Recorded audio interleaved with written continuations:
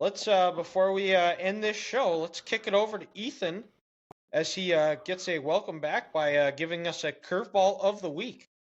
Well, I've been reading a book for my community group at church. Really like it. So that made me think, who is your guys' favorite author? I almost said artist. Author. Author.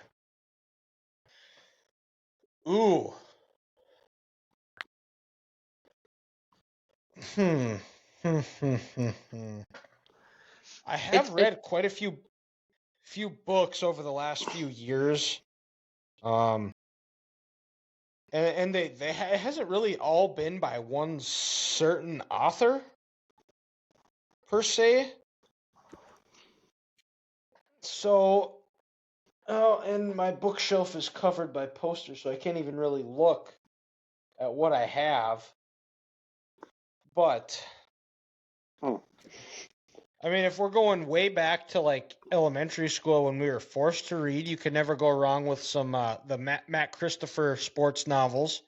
Those were always good.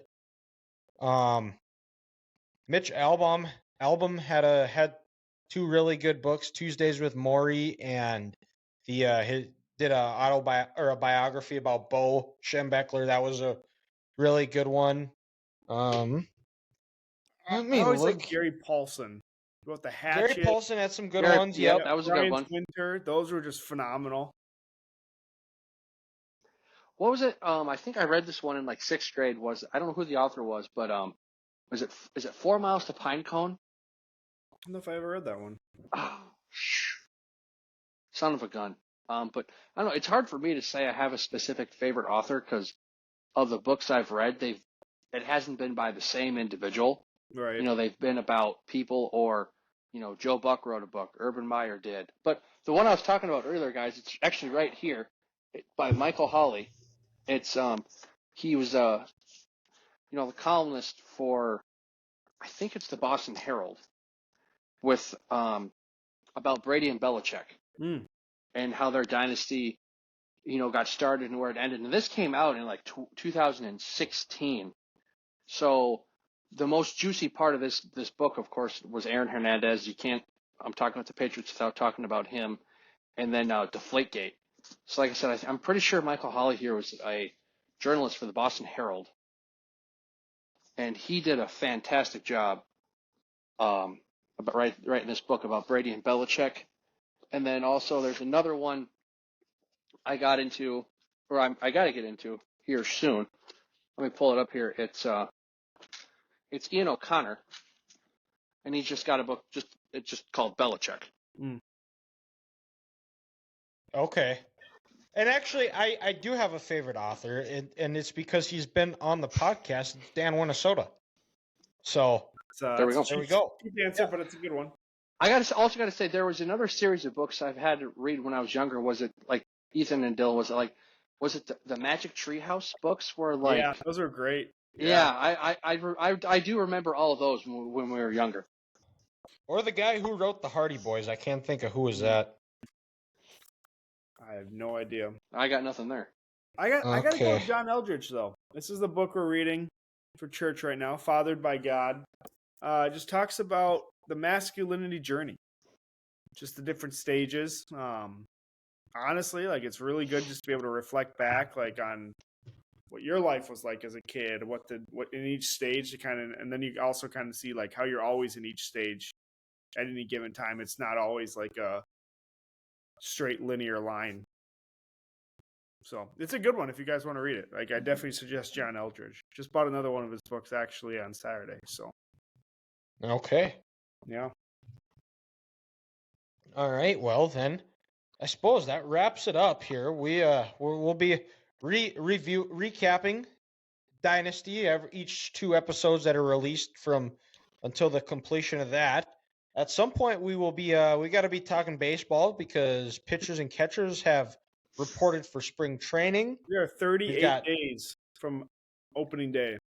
38 days from opening day. Cody Bellinger's still unsigned. My prediction may stand still till may be true. I don't know. Share with us what that prediction was here. I said the Twins are going to sign Cody Bellinger. We could use they could use a clutch bat in October. And I mean, they got Carlos Santana, but you can never have too many options at first base. He can play multiple Nope. positions, center field if Buxton goes down. Yep. Or he just needs a series off. He needs a day off or a series off. I'd say screw it. Give him a deal like you did for Correa. See what happens. Yeah. And got that. We got March Madness. We have reached the peak.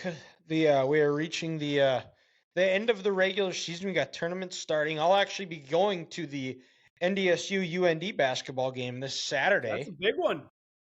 It is a very big one. UND first in the Summit. I just saw that today. They are. Is that in Fargo, Dylan, or is it in Grand Forks? It is in Fargo. It is in Fargo. NDSU. They host St. Thomas. Is it Thursday? Yep. And then who's second? Right, tied for second with South Dakota State. Yep. And yeah, they play South Dakota State next week to end the regular season.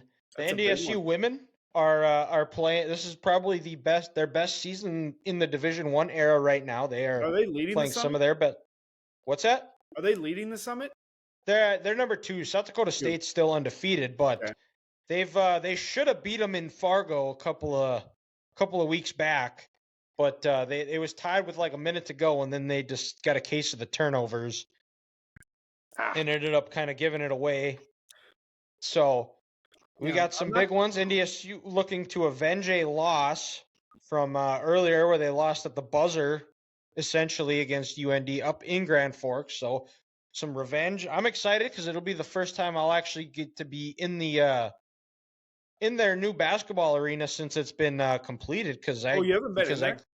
No, because they played at my first year was at the BSA. Yeah. And then the next 2 years they were playing at Shields because it was under construction.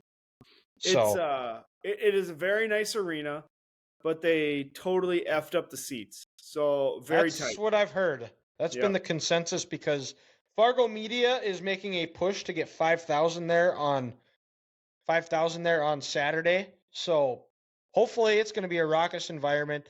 They also screwed up by not putting the student section by the opposing team's bench like they did at the old BSA. Because that was always the BSA. It was a dump, but it got loud in there. Dylan, it's like the Metrodome. It was a dump, but it was our dump. Exactly. That thing got freaking loud. Mm-hmm. That too, yeah. It got loud, and Dom Izzo was talking about the loudest that he's ever heard. The Shack, which is what it's called now at NDSU, is when we're for two high school games when Fargo North was playing there last year in the semifinals and the state championship game. So hopefully it can bring some good juju. Hopefully it can help the Bison get a win, because in my time as a student there, I only got to watch NDSU lose at home one time. Kennesaw State. No, they beat Kennesaw. It was my freshman year. It was against Southern Miss. They lost to them. Yes, that was it. I knew it was a black and yellow team. I remember that game. Because they got down by a lot at halftime, and they came back, and they had a couple of good shots to win it, and they just had a couple of shots that rimmed out. Who was the guy that could jump out of the gym? What was his name again? Trayvon Wright. I thought I was going to say Trayvon Howard, but he absolutely baptized a guy that night. I remember that. Yeah, he baptized a lot of people. He baptized a lot of people. He should not have played. In the portal era, his stock would have been whoosh. Way up. He had to catch a couple lobs a game, but man, that team was fun. Yep. I remember when they played South Dakota State, when my dad and I went to a game, I remember he baptized a dude for South Dakota State too that basically kind of put the game out of reach and sealed it. And I remember I looked over at my dad, and I think his jaw about hit the floor. I was like, I told you that's what he does. He was a human pogo stick. Yep. Poor guy was born 10 years too early. Right? Yeah. Oh, that's pretty clean. Well, we got nothing but good memories.